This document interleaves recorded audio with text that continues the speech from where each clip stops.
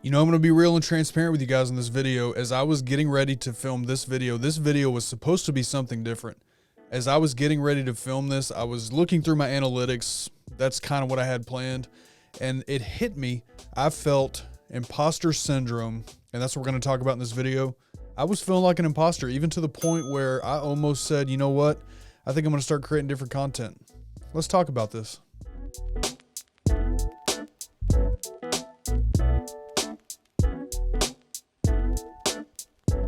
You know, so I think if we're all being honest, we have all felt imposter syndrome at one point or another. I know I'm one that'll say that I don't feel it because I am a very confident person. I do have high self-esteem. I know that the stuff that I talk about and the stuff that I want to teach, I am fully capable and able to do it. But that doesn't mean that sometimes doubts don't creep into my mind. I would be willing to bet 99% of you watching this video right now are the same exact way, and you know exactly what I'm talking about. No matter how confident you may be, every now and then those feelings are going to creep up in us. So let's talk about imposter syndrome, what we should do with that, and maybe help some of you recognize that in yourself. So before we go any further, we need to really discuss what is the definition of imposter syndrome? What does this look like? So the actual definition from the Merriam-Webster dictionary, imposter syndrome is a psychological condition that is characterized by persistent doubt concerning one's abilities or accomplishments, accompanied by the fear of being exposed as a fraud despite evidence of one's ongoing success. So there are two key points I really want to highlight in this definition. That is persistent doubt concerning one's abilities or accomplishments, and despite the evidence of one's ongoing success. I think both of those keys are very important to recognize imposter syndrome in yourself. And I want to make sure that I'm very transparent in the way that I feel about imposter syndrome, because I don't want to put any false feeling into anybody who may be dealing with other things besides imposter syndrome. So I want to clarify again, those two things have to be present. There has to be that self-doubt in yourself that you look at what you do, you look at your content and you don't think you're qualified, you think you may be a fraud. There's also evidence of actual success that would say against that. There are some people that create content that they may not be qualified to create the content they're creating. They're coming on YouTube making videos for other reasons that may not be for actual content creation. It may be more self-serving issues. I want to make sure that I'm just fully transparent and clear how I feel about that if you fall on that side, this video is not really for you. Imposter syndrome is something that if the person is dealing with and both of those elements are present, then imposter syndrome is something we have to figure out how to fix. If you're on the other side of creating content and maybe you truly are a fraud, because there are fraudulent content creators out there, you got to be careful and make sure that we are analyzing ourselves properly. But all that being said, that's not what this video is about. I just wanted you guys to think about that. So for those of us that truly suffer and deal with imposter syndrome, it stops a lot. It can stop us from being happy. It can stop us from putting out content that we need to put out. It can stop us from actually getting our message out there that our audience needs from us. For some people, it is downright crippling. It'll make us shut down and not do a single thing. Imposter syndrome can be a powerful feeling in ourselves. I found it interesting as I was researching for this video. There's two people that admittedly openly said they suffered from imposter syndrome. That is Maya Angelou and Albert Einstein. Both of these people openly admitted that they felt these types of feelings. Maya Angelou is quoted as saying, "I've written 11 books, and each time I think, uh-oh, they are going to find out now. I've run a game on everybody, and they are going to find me out." Einstein has been reported as saying to a friend, as an elderly man, "The exaggerated esteem in which my life work is held makes me very ill at ease. I feel compelled to think of myself as an involuntary swindler." Think about that for a second. If two people who are largely considered in history to be skilled writers, geniuses, if those two people themselves can feel imposter syndrome, then what's stopping us from feeling it? What that really says to me is that in myself, and I would be willing to bet that maybe you watching this right now, if they can feel imposter syndrome, then so can you. Even though I've always been one of those people that have said I've never felt imposter syndrome, it's not something that affects me. If I'm being honest, I think it probably does at times. I just deal with it, but I think it still affects. So I definitely want to talk about what we can do as content creators to fight off imposter syndrome so that we can move forward with our content, with our channels, and that we can put out the content that people need from us. I want to talk about first the 5 different types of imposter syndrome. And as I'm doing this, I want you to think about you in each of these definitions and figure out which one of these you are. I'm going to breeze through these because I don't want to spend a lot of time. I do want to read these to you as I've written them up so that you can try to think about where you might fall in this. The first one is perfectionist. Perfectionists have extremely high expectations of themselves, and even if they meet 99% of those expectations and their goals, they will still focus on mistakes and largely ignore the positives of what they've accomplished. Number 2, there's the experts. They feel the need to know every piece of information before they start a video and spend a lot more time than necessary researching or training, even paying for too many courses and one-on-one sessions. They won't make certain content because they don't know 100% of the information about the topic, and they are afraid of looking stupid if they are asked questions.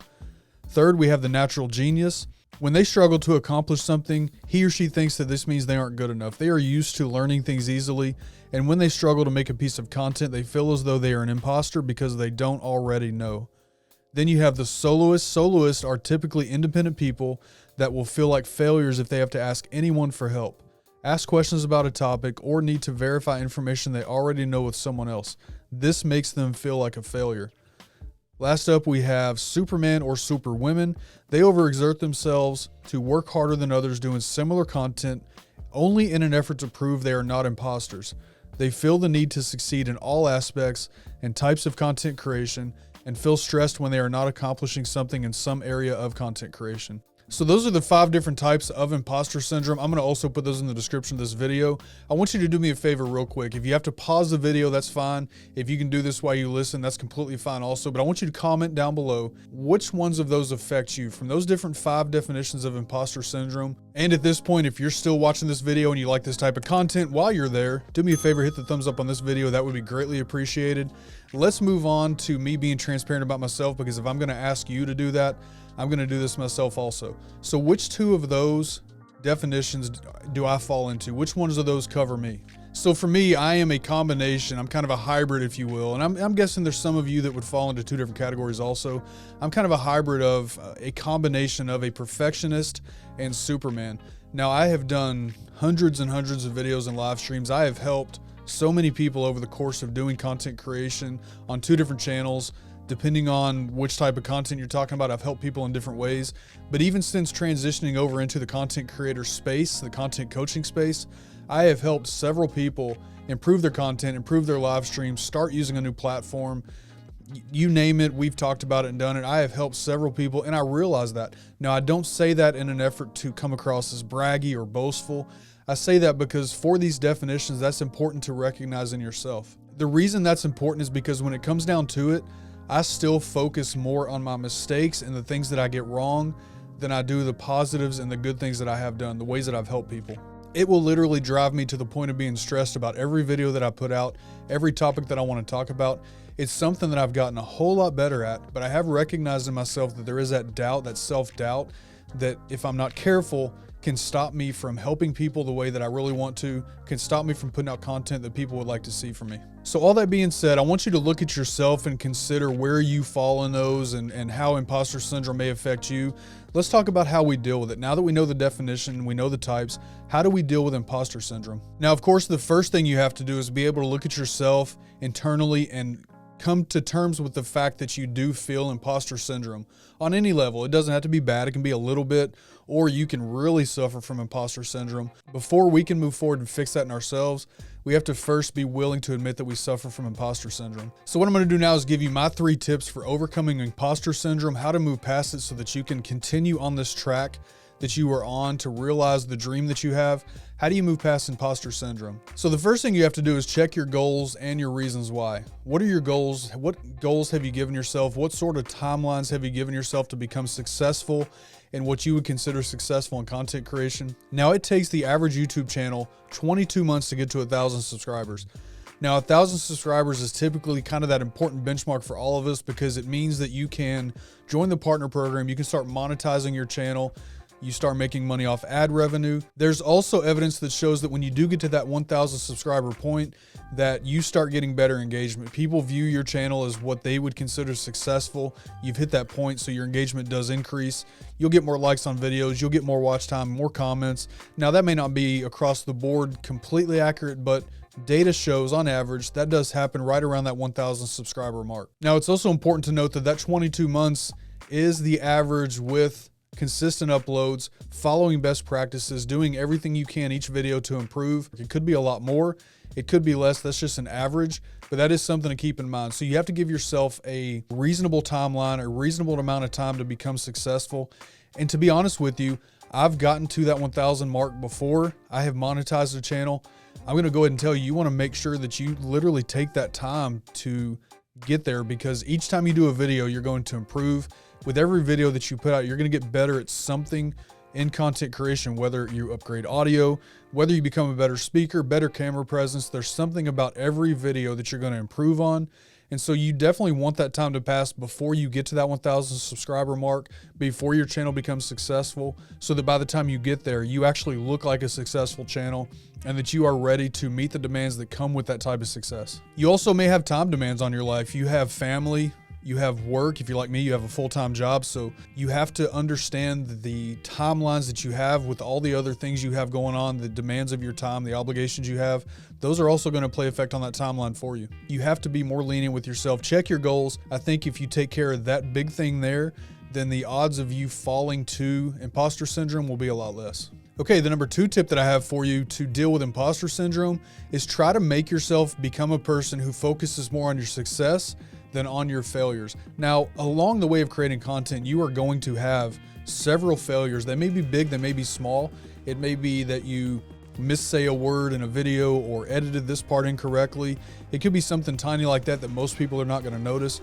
Or it could be something huge. You called a microphone the wrong thing in a video, or you forgot to cut a part out of the video and it went out with this error.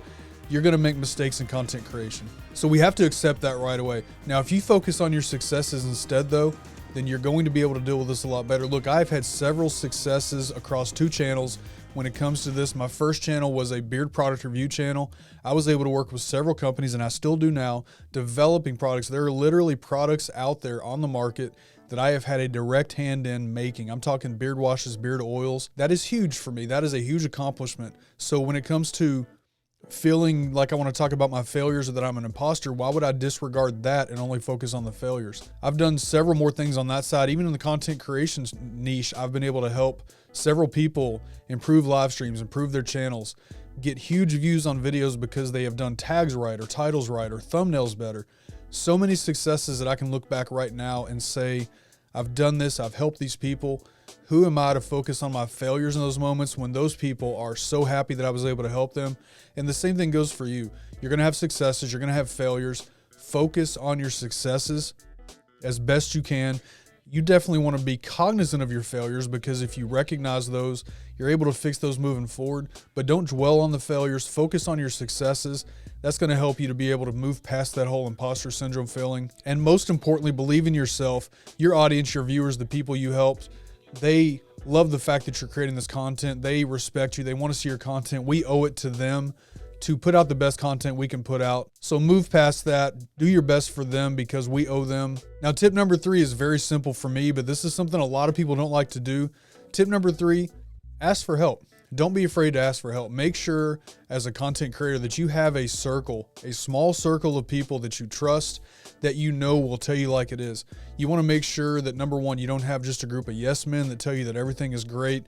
Yeah, that video was awesome. Yeah, that thumbnail's amazing. You want to make sure that you have people in your circle that are going to tell you straight up if you can do better, if you can make improvements, if that video idea is bad, if your camera presence is bad, anything that they can tell you as a content creator that can help you improve. You want those people in your circle that are going to be honest, straight up with you, giving you constructive criticism. You have to be able to trust people like that. Don't be afraid to ask them for help. Those are the people that you know are going to give it to you like it is, and they're going to help you to figure out your next move, your next video, your plan. That will help you get over that imposter syndrome. Also, some people struggle with this. Learn to accept positive feedback. I'm guilty of this myself. Whenever somebody gives me positive feedback, I don't always know how to handle that. I know it's a good thing, and I know that they mean it well, and I know that they are literally trying to give me a compliment, but I'm terrible at accepting those things.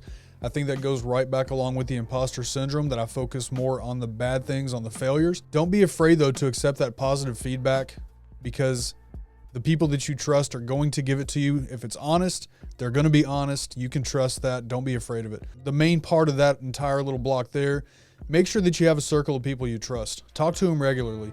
Talk about strategy, talk about content creation. Literally ask them, what can I do better, or how am I doing?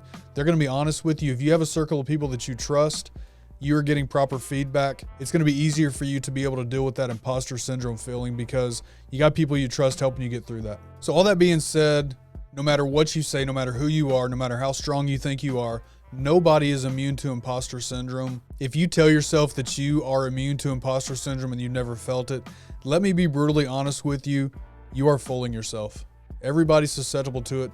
The way that we deal with it and the things that we do to help squelch that, to help keep it quiet, to keep it suppressed and behind us, that is what matters. We all deal with it. How we deal with it is going to be the difference between our success and our failure ultimately as a content creator. And most importantly out of all of this, if we don't deal with it the right way, you are going to deprive the world of what you have to offer. I've said many times, you have a story, you have a reason to create content, you have something about you and your life that's going to be helpful for somebody, that somebody needs to see, that somebody needs to hear. If you're not able to get that under control, you're going to deprive your audience of what they need from you. So hopefully this video helps some of you. Hopefully you can recognize in yourself the imposter syndrome before it gets too far. So let me know down in the comments if you have any other tips, anything that you have used, any ways that you have been able to suppress that imposter syndrome. Appreciate you watching this video. If I can help you guys, don't be afraid to reach out. My website, kenthecontentcoach.com. My email, contact information, everything is listed right there on the website. Thank you again for watching this one. Until the next video, take care of yourself, take care of each other. Just hit record. We'll see you for the next one. Later, y'all.